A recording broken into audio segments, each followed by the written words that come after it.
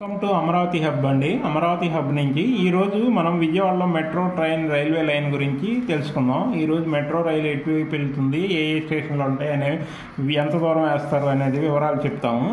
ఈరోజు metro train అనేది విజయవాడలో 2015లోనే దీని గురించి ప్లానింగ్ చేశారు. అప్పుడే 15,000 కోట్లతో ఒక ప్లానింగ్ అమరావతి రైల్వే మెట్రో అని ఒకటి పెట్టారు, మెట్రో కార్పొరేషను. కానీ అది అమలు జరగలేదు. ప్రజెంట్ ఇప్పుడు మళ్ళీ అదే పట్టాల మీదకి ఎక్కించారు. ఇప్పుడు దీని ప్రకారం మెట్రో రైలు విజయవాడలో రెండు ఫేసుల్లో ఉంటుంది. ఫస్ట్ ఫేస్ వచ్చేసి ఏలూరు రోడ్డు వైపు ఉంటుందండి. రెండో ఫేస్ బందర్ రోడ్డు వైపు. ఈ ఫస్ట్ ఫేస్ గురించి చెప్తాను.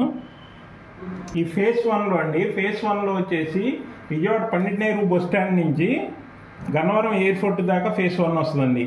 ఇది 2 విభాగాల్లో ఫస్ట్ ఫేస్ అనమాట. ఇది ఫస్ట్ ఫేస్లో 23 కిలోమీటర్స్ ఉంటుంది. ఈ గన్నవరం నుంచి ఇప్పుడు విజయవాడ పండిట్ నెహ్రూ బస్ స్టాండ్ నుంచి స్టార్ట్ అవుతుందండి. ఇది స్టార్ట్ అయ్యి రైల్వే స్టేషన్ వస్తుంది. రైల్వే స్టేషన్లో సౌత్ ఎంట్రన్స్ ఉంటుంది. సౌత్ ఎంట్రన్స్ నుంచి ఈస్ట్ ఎంట్రన్స్ వైపు వెళ్ళిద్ది. సౌత్ ఎంట్రన్స్లో ఒక స్టేషను, మళ్ళీ ఈస్ట్ ఎంట్రన్స్లో ఒక స్టేషను. అక్కడి నుంచి స్ట్రైట్గా వస్తే బిసెంట్ రోడ్లో ఒక స్టేషన్ వస్తుంది. బిసెంట్ రోడ్ తర్వాత సీతారాంపురం ఒక స్టేషను. సీతారాంపురం నుంచి మాచవరం మాచవరం ఒక స్టేషన్ వస్తుంది. మాచవరం నుంచి ముందుకెళ్తే ఇంకా క్యాన్సర్ హాస్పిటల్లో స్టేషను గుణదల వస్తుంది. గుణదల స్టేషన్ నుంచి గుణదల వైపు నుంచి వెళ్తుంది.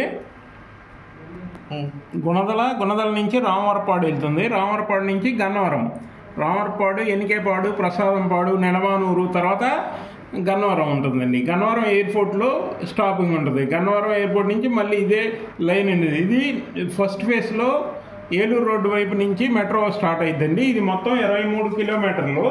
23 కిలోమీటర్ ఎలివేటెడ్ కారిడారు, 2.9 కిలోమీటర్లు వచ్చేసి అండర్ గ్రౌండ్లో వస్తుంది. ఇది 3 కిలోమీటర్ల అండర్ గ్రౌండ్లోనే నడుస్తుందండి. ఇది కారిడార్ మొత్తం. ఇక సెకండ్ కారిడార్ వచ్చి బందర్ రోడ్డు మీద.